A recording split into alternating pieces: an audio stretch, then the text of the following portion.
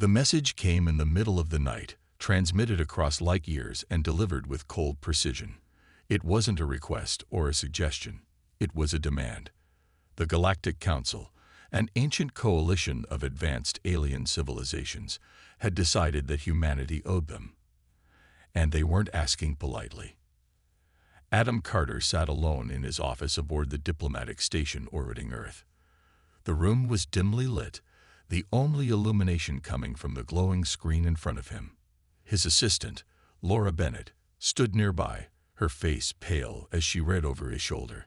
The ultimatum scrolled across the display in stark black text against a white background.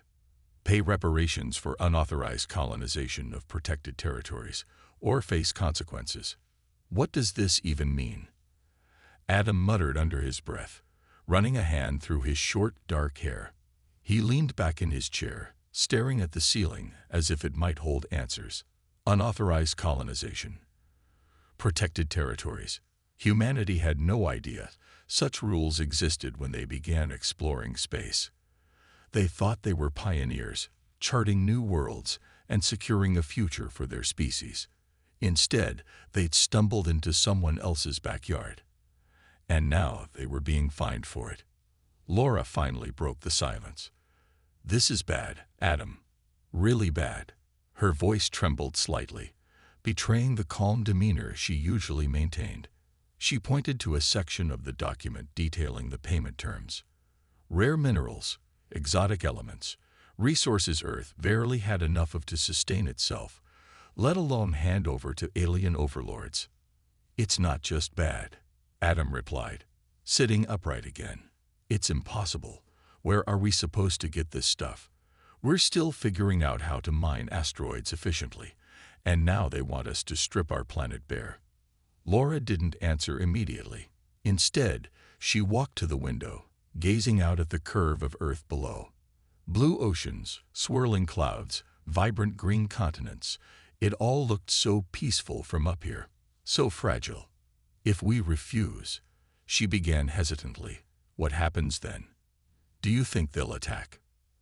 Adam sighed heavily. "I don't know. But I do know one thing.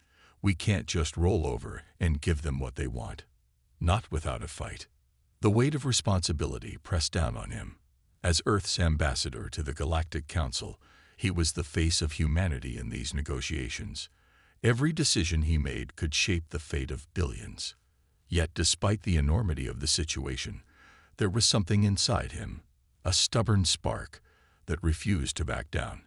Humanity hadn't survived wars, plagues, and natural disasters just to bow to some interstellar bureaucracy. "We need to tell Earth," Laura said firmly, turning back to face him. "They deserve to know what's coming." Adam nodded, though his expression remained troubled. "Yeah, let's send the report. But before we do," he paused, leaning forward with a determined look in his eyes, "let's make sure they hear one thing loud and clear. Humanity isn't going down without a fight." As the transmission was prepared and sent hurtling toward Earth, neither Adam nor Laura could predict the storm it would unleash. Across continents, nations would argue, citizens would protest, and leaders would scramble to prepare for whatever came next. For now, though, the two of them sat in silence, watching the stars outside the window twinkle innocently, unaware of the chaos brewing among them. The news hit Earth like a meteor, sparking panic and outrage in equal measure. Within hours of Adam Carter's report reaching the planet, every major news outlet was broadcasting the Galactic Council's ultimatum. The words reparations and consequences echoed across television screens, social media feeds, and radio waves. People gathered in streets, cafes, and living rooms, trying to make sense of what it all meant. Humanity wasn't ready for this. Not yet. In Washington, D.C., Senator Robert Hayes stood at a podium, his sharp features illuminated by camera flashes. He was a man known for his fiery speeches, and today was no exception.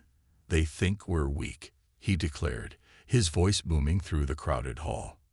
"They think we'll roll over and hand over our resources because they say so.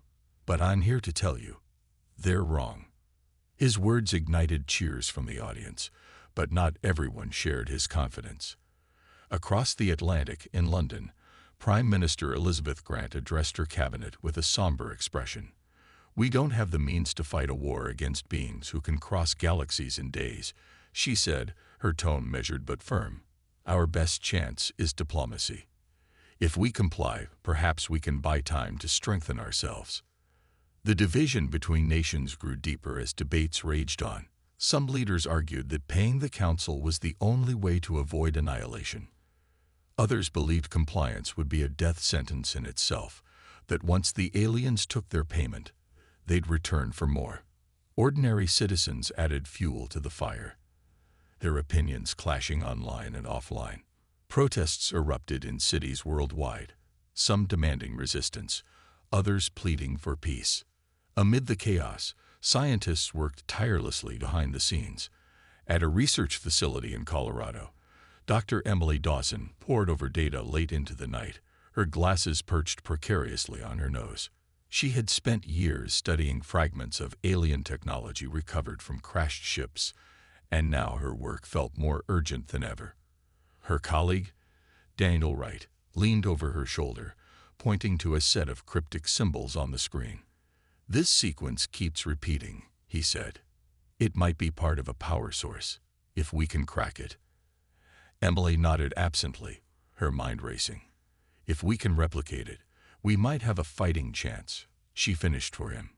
But even as hope flickered in her chest, doubt lingered. Reverse engineering alien tech wasn't easy. It required time, resources, and a bit of luck.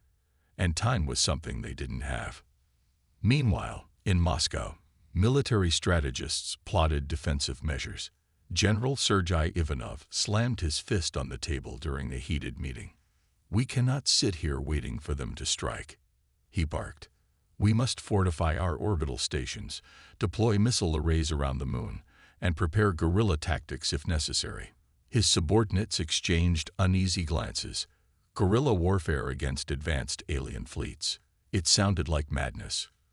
But then again, so did surrendering without a fight. Back on the diplomatic station, Adam Carter watched the unfolding drama on Earth with growing unease.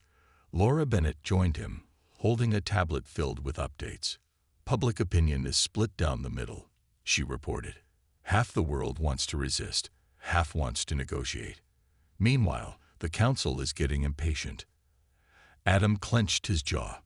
Impatient or not, they'll get an answer. One they won't expect. He turned to face her, his blue eyes steely with resolve. "Tell me something, Laura. When has humanity ever backed down when faced with impossible odds?"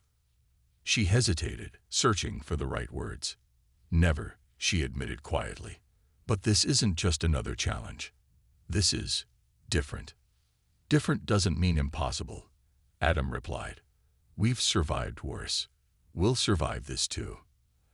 As the days passed, preparations continued on multiple fronts. Factories ramped up production of weapons and spacecraft. Engineers worked around the clock to bolster Earth's defenses. Civilians trained in emergency protocols, learning how to respond to potential attacks.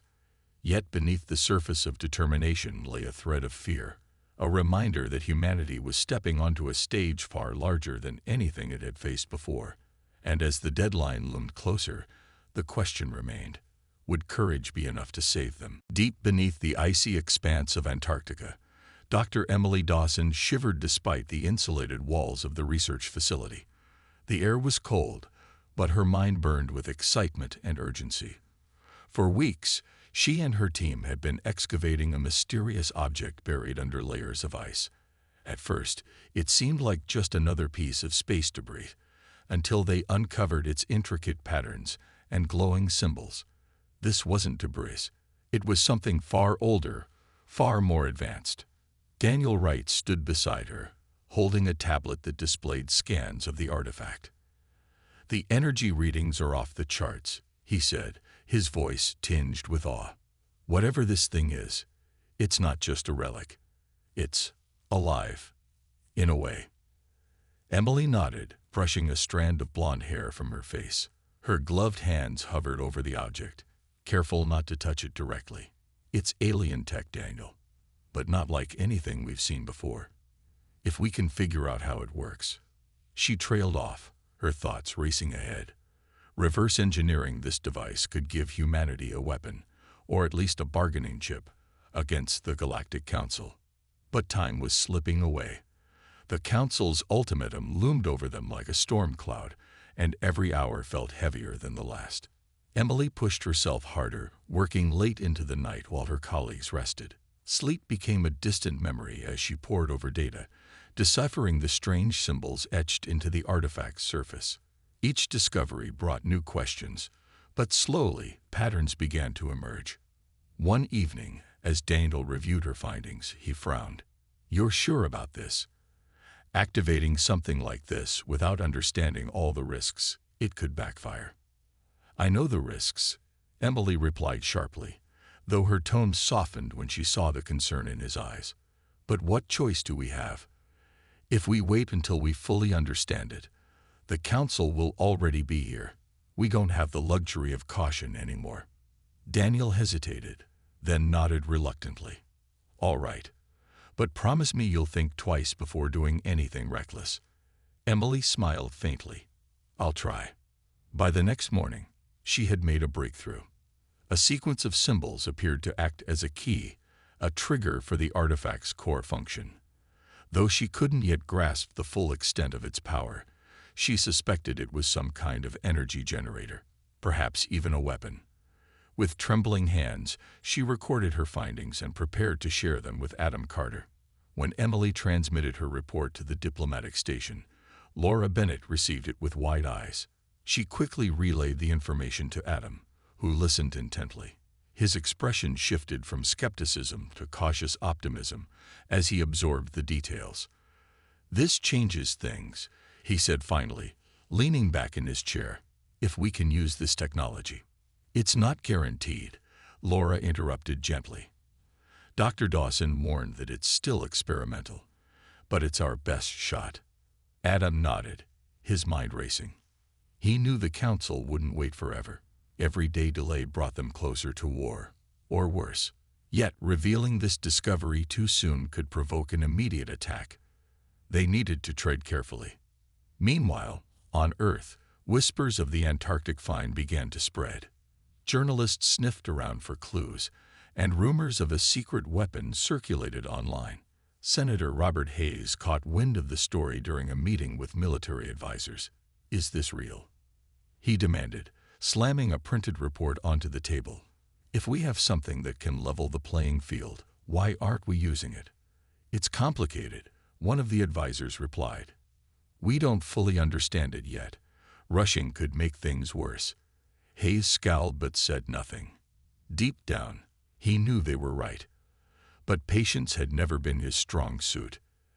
As days turned into weeks, Emily and her team worked tirelessly to unlock the artifact's secrets.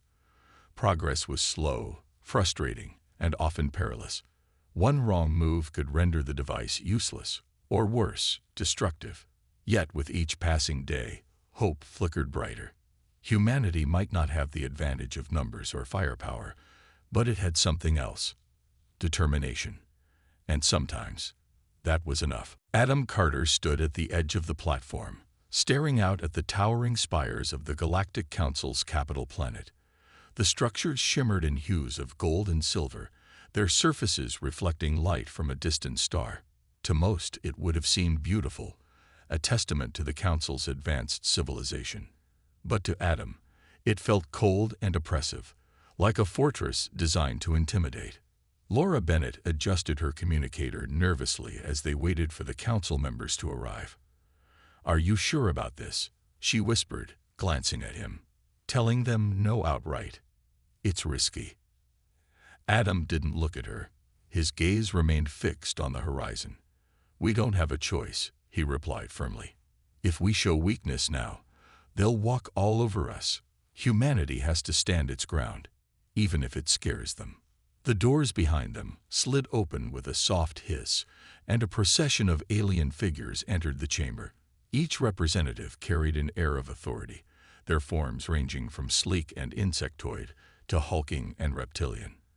At the center was Zorath of the Kryn, a tall, angular being with skin that shimmered like liquid metal. His sharp eyes locked onto Adam, and a low guttural laugh echoed through the room.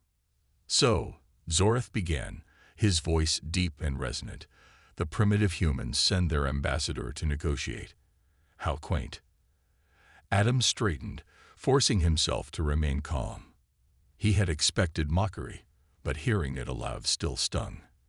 "I'm here to represent Earth," he said evenly, "and I'm here to listen and respond."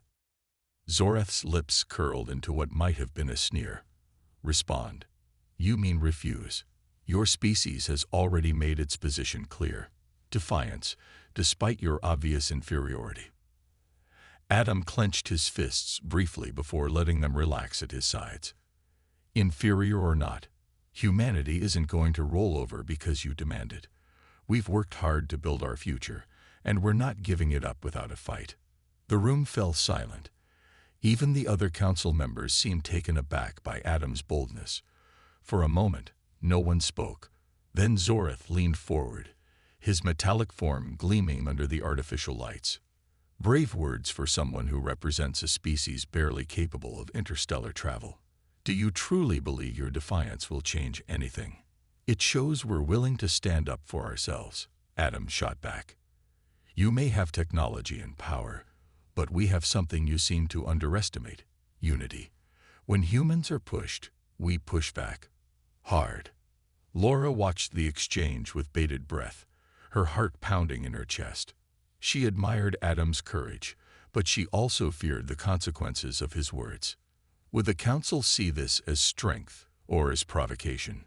One of the other council members, a slender, bird-like creature with feathers that shimmered like opals, finally spoke. Her voice was melodic, almost soothing compared to Zorath's harsh tones. "Ambassador Carter, perhaps there is merit in negotiation. Reparations need not be paid in full immediately. Perhaps a compromise." "No," Adam interrupted, his voice steady. "There will be no payment. Humanity didn't know these laws existed when we expanded into space. We won't be punished for ignorance." The chamber erupted into murmurs. Some council members exchanged glances, while others muttered angrily among themselves. Zorath's expression darkened, his shimmering skin turning a dull gray. "You test our patience, human," he growled. "Consider carefully the cost of your arrogance." Adam met his glare without flinching. "Arrogance would be expecting us to surrender without question. This is our answer: no." As the meeting ended and the council members filed out, Laura approached Adam cautiously. "That was intense," she said softly. "Do you think they'll retaliate?" "They might," Adam admitted. "But we've bought ourselves some time, and shown them we're not afraid. That's worth something." Outside, the alien city loomed large and imposing, its beauty overshadowed by the weight of what had just transpired. Adam and Laura walked back to their transport in silence, both aware that the real battle was only beginning. Back on Earth, the atmosphere was tense. News of Adam Carter's defiant response to the Galactic Council spread like wildfire, sparking both pride and panic. People gathered around screens in homes, offices, and public squares, replaying footage of his bold declaration. No, for many, it was a moment of inspiration, a sign that humanity wouldn't bow to anyone. For others, it felt reckless, a dangerous gamble with the future of the planet. In orbit above Earth, construction crews worked tirelessly to prepare for the worst.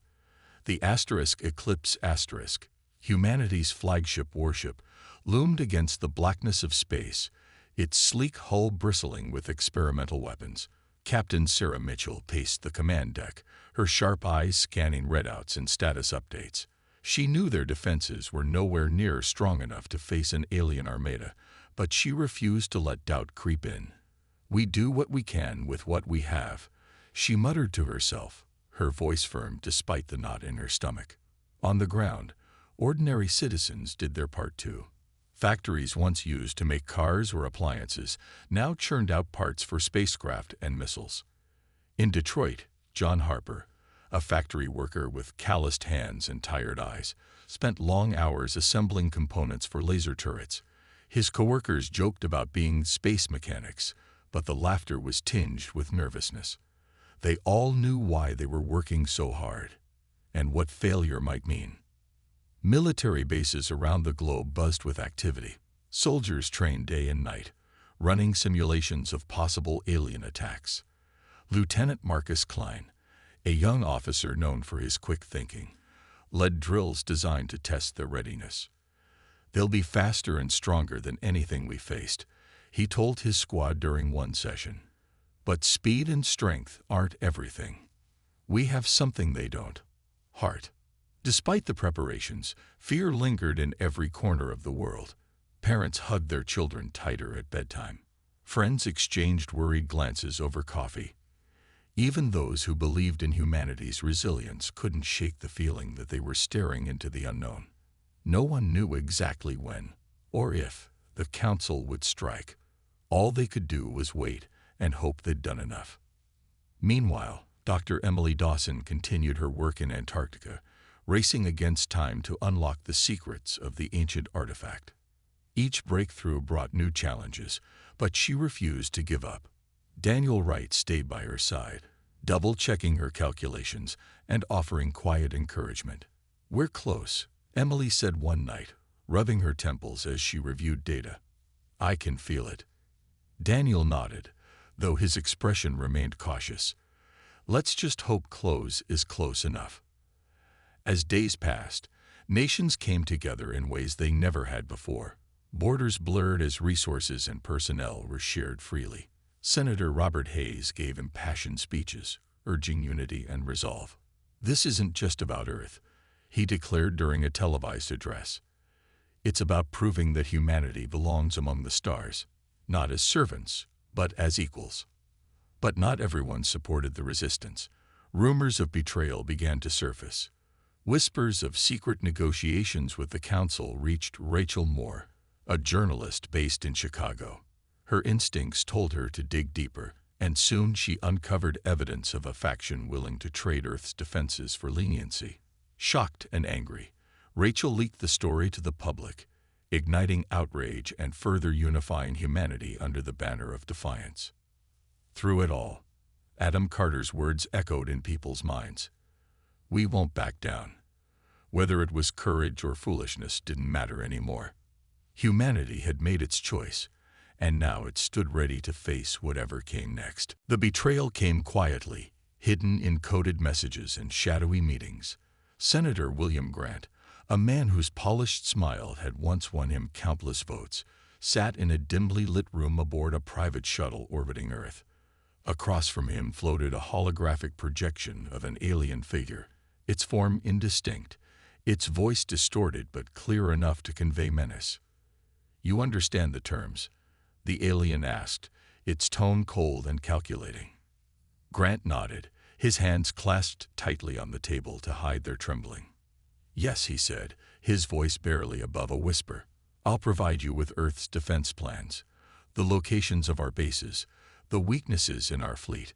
In return, you spare my people."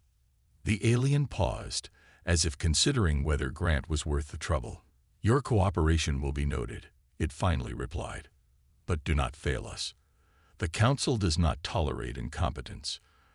As the transmission ended, Grant slumped back in his seat, guilt gnawing at him. He told himself it was for the greater good, that saving lives through surrender was better than risking extinction in a futile war. But deep down, he knew the truth.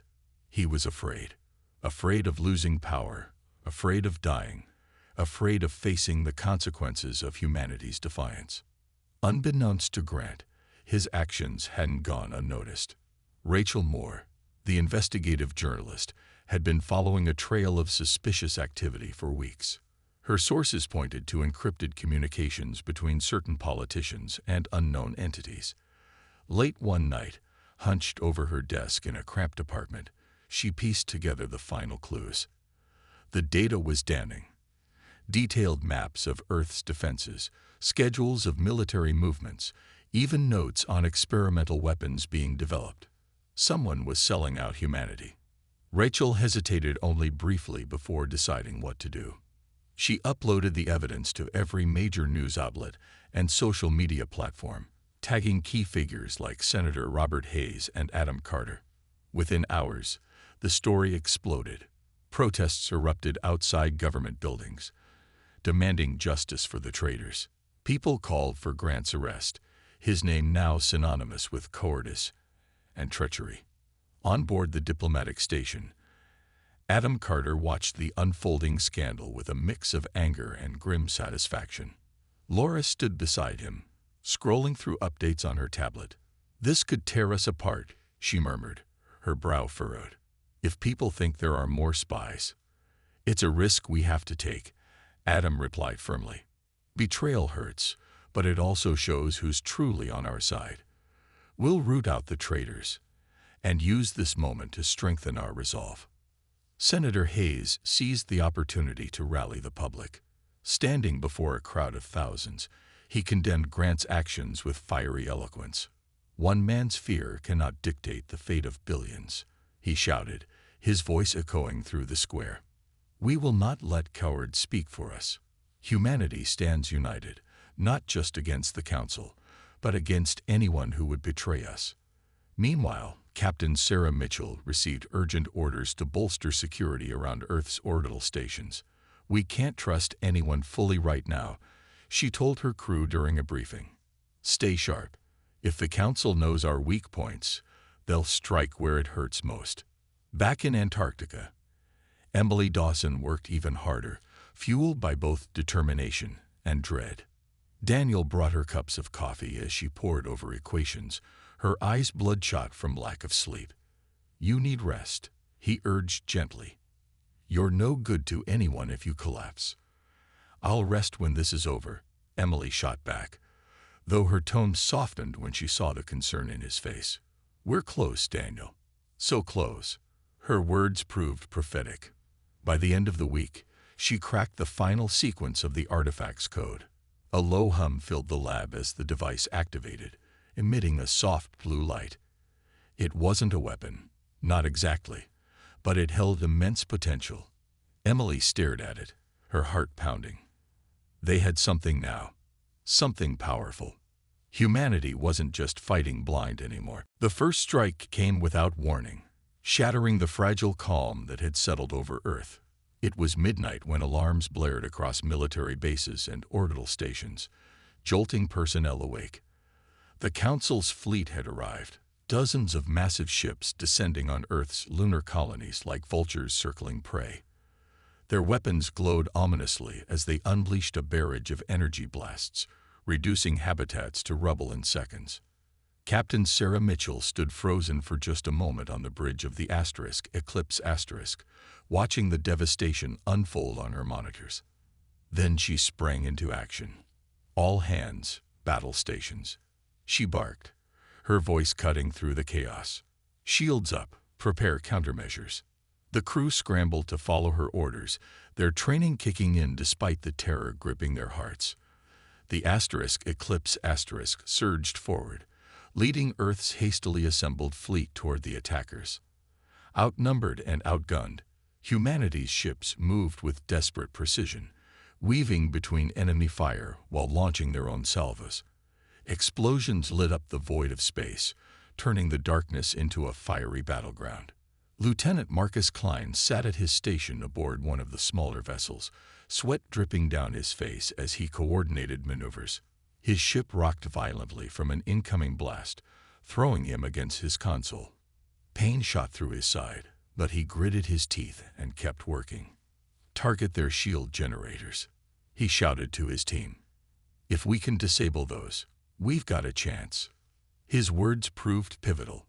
Using stolen alien tactics, strategies pieced together from intercepted transmissions, Marcus led a daring assault on one of the Council's largest cruisers. A well-placed volley of missiles struck its vulnerable underbelly, causing a chain reaction that tore the vessel apart in a brilliant explosion. Cheers erupted among the crew, but Marcus silenced them quickly. "Stay focused. We're not done yet." Back on Earth, people huddled around screens, watching live footage of the battle. Cities dimmed their lights to conserve power, and air raid sirens wailed intermittently as a reminder of the stakes. Senator Robert Hayes paced nervously in a secure bunker, speaking urgently with military leaders. "We need reinforcements," he urged. "Every available ship, every pilot. We can't afford to lose this fight." Rachel Moore documented the scene outside her apartment window, filming rows of anti-aircraft guns firing into the sky. Her hands shook as she recorded, her voice trembling with emotion. "This is it," she whispered to the camera. "The moment we've been dreading and preparing for. Humanity is fighting back." In Antarctica, Emily Dawson and Daniel Wright monitored the battle remotely, their artifact now synchronized with Earth's defense systems. Its blue glow pulsed rhythmically, feeding data to satellites and warships alike. "It's working," Emily said breathlessly, her eyes glued to the readings. "Our ships are adapting faster, predicting enemy movements." "But it's not enough," Daniel interrupted grimly, pointing to a cluster of enemy vessels breaking through Earth's lines. "They're still coming." Despite the odds, humanity refused to give up. Soldiers fought valiantly, pilots risked everything, and civilians prayed for survival. Slowly, painfully, the tide began to turn. The Council's forces faltered, caught off guard by humanity's resilience and ingenuity. One by one, their ships retreated, leaving behind smoldering wreckage and stunned survivors. When the last alien cruiser vanished into the distance, silence fell over the battlefield. Exhausted but alive, the crew of the Eclipse stared out at the stars, their faces etched with relief and disbelief. They had won, for now. But as Adam Carter watched the aftermath from the diplomatic station, he knew the Council wouldn't stay away forever. This victory was only the beginning. Dr. Emily Dawson stood in the center of the Antarctic lab, her breath visible in the frigid air as she stared at the artifact glowing softly before her. The battle had shown its potential, but now it was time to unlock its true power. She had spent days deciphering its final secrets, and tonight, she believed she had found what humanity needed to survive. Beside her, Daniel Wright held a tablet displaying schematics of Earth's fleet, his face pale with anticipation. "This is it," Emily said, her voice trembling slightly. "The energy pulse, it's not just defensive. It can disable entire fleets if we channel it correctly." Daniel frowned, his fingers hovering over the tablet. "You're talking about building a weapon powerful enough to take on their armada. Are you sure we can control it? What if something goes wrong?" Emily hesitated, glancing at the artifact again. Its light pulsed rhythmically, almost like a heartbeat. "We don't have a choice," she replied quietly. "If we don't try, we lose everything. If this works, it could end the war before it really begins." With that, they got to work. Engineers from across the globe joined them remotely, piecing together plans for a prototype based on Emily's research. Factories retooled overnight to produce components, while scientists tested materials to withstand the immense energy output. Days blurred into nights as the team raced against time, knowing the Council could return at any moment. Meanwhile, Captain Sarah Mitchell prepared the Eclipse for the upcoming fight. Her crew worked around the clock, installing the new weapon system designed by Emily's team. "This better work," Marcus Klein muttered as he supervised the installation. His hands moved quickly, tightening bolts and checking connections. "If it doesn't, we're sitting ducks." Sarah nodded grimly. "It has to work. For all of us." Back on Earth, Senator Robert Hayes delivered another impassioned speech, rallying people to stay strong. "Today, we stand united, not just as nations, but as one species fighting for survival," he declared, his voice echoing through crowded streets. "Every man, woman, and child plays a part. Whether you're building ships, tending to the wounded, or simply believing in our cause, you matter." But not everyone shared his optimism. In quiet corners of cities, fear lingered. Families huddled together, listening to distant explosions during practice drills. Journalists like Rachel Moore continued documenting the reality of life under threat. capturing both the bravery and the heartbreak. "We're scared," one woman told Rachel during an interview, "but we're also angry. They can't just come here and take what's ours." As the weapon neared completion, Adam Carter received word of the progress aboard the diplomatic station. Laura Bennett entered his office, her expression tense but hopeful. "They did it, Adam," she said. "The weapon's ready. It's being installed on the Eclipse as we speak." Adam leaned back in his chair, relief washing over him. But only briefly. "Good," he said firmly, "because the Council won't wait much longer. When they come back, they'll bring everything they've got." Days later, the weapon was operational. Captain Sarah gathered her crew on the bridge, her voice steady despite the weight of responsibility. "This isn't just about us anymore," she told them. "It's about every person back home counting on us. Let's make them proud."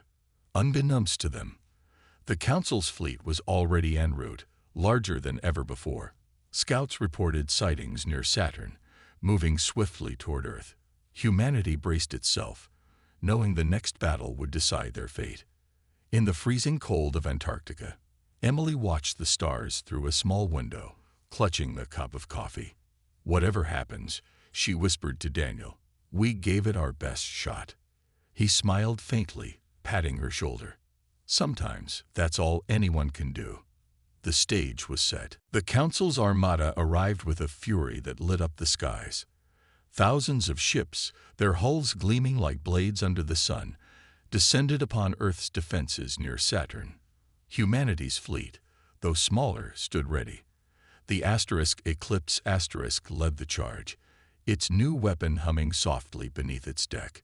Captain Sarah Mitchell gripped the edges of her command chair, her knuckles white as she watched the enemy forces approach. "Shields at maximum," she ordered, her voice calm but firm. "All fighters, prepare for deployment." Lieutenant Marcus Klein sat at his station, sweat beading on his forehead as he coordinated the fleet's movements. "They're spreading out," he reported. "Looks like they're trying to flank us." Sarah nodded. "Then we tighten our formation. Keep them in front of us. We can't let them get behind us." The battle began with a deafening roar of energy blasts. Enemy ships fired relentlessly, their weapons cutting through space like streaks of lightning. Earth's vessels returned fire, dodging and weaving through the chaos. Explosions erupted all around, debris floating aimlessly in the void.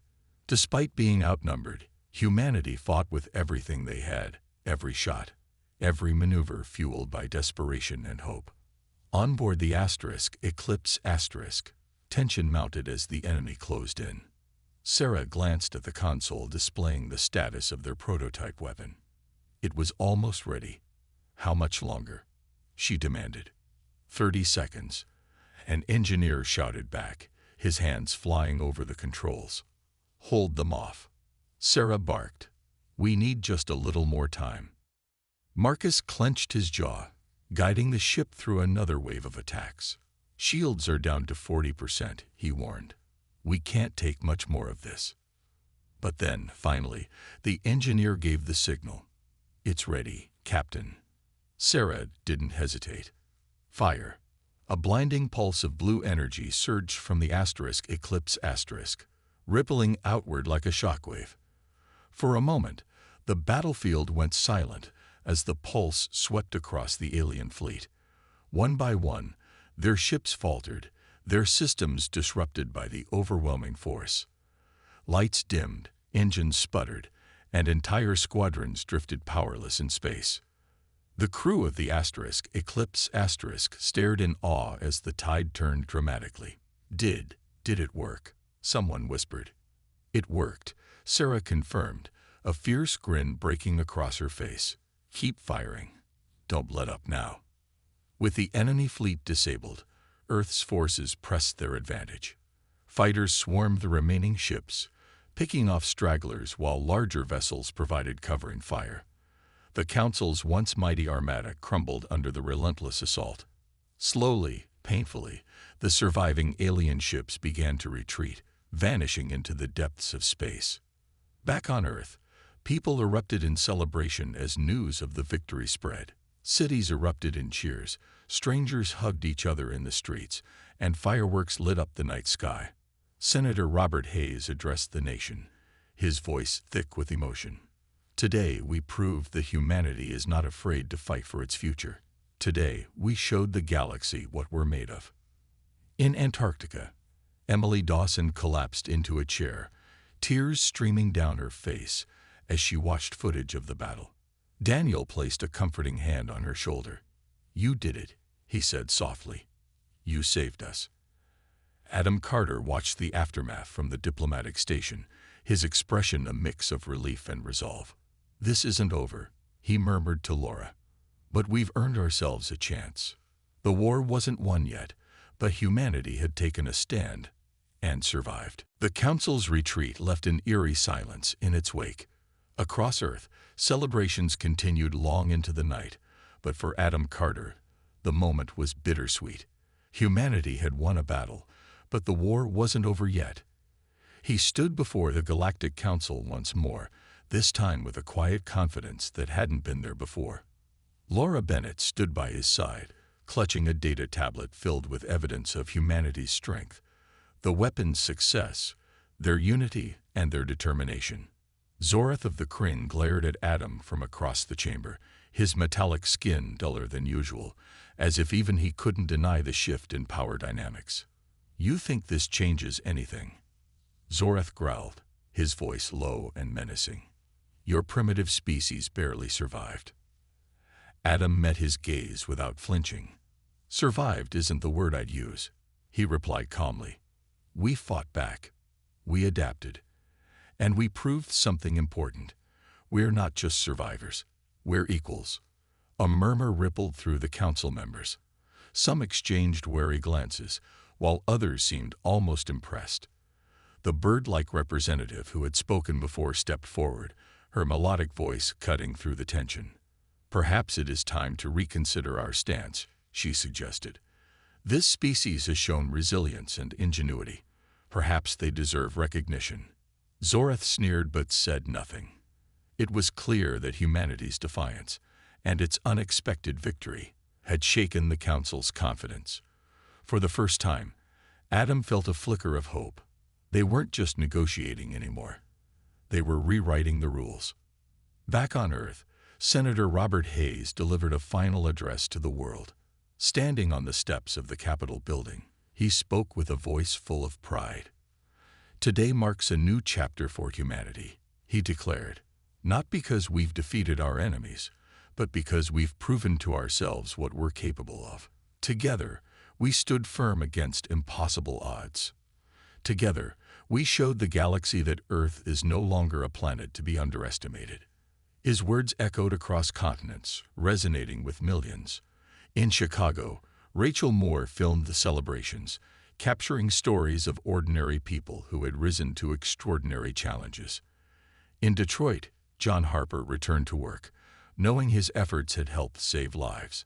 And in Antarctica, Emily Dawson finally allowed herself to rest, collapsing into Daniel's arms as tears of relief spilled down her cheeks. But the scars of the conflict remained. Lunar colonies lay in ruins, and countless lives had been lost. Recovery would take years, perhaps decades. Yet, amid the pain, there was also growth. Nations worked together like never before, sharing resources and knowledge. Military bases transformed into hubs of innovation, focusing on rebuilding rather than destruction. Humanity had faced its darkest hour and emerged stronger. As weeks turned into months, Adam brokered a fragile truce with the Council. Earth earned recognition as a sovereign member of the galactic community, with rights equal to any other species. It wasn't perfect, but it was a start. Slowly, trade agreements replaced threats, and ambassadors exchanged ideas instead of ultimatums. One evening, Adam found himself gazing out at the stars from the diplomatic station. Laura joined him, holding 2 cups of coffee. "Do you think we'll ever really belong out there?" she asked softly, nodding toward the endless expanse beyond the window. Adam smiled faintly. "I don't know," he admitted. "But if there's one thing I've learned, it's that humanity doesn't wait around for answers. We go out there, make mistakes, fix them, and keep moving forward. That's who we are." Laura nodded, sipping her coffee as they stood in companionable silence. Below them, Earth spun peacefully, its oceans shimmering under the light of the moon. Humanity had taken its first steps onto a much larger stage, and though the road ahead would be uncertain, it was theirs to walk. And somewhere among the stars, the galaxy watched, waiting to see what this bold, stubborn species would do next.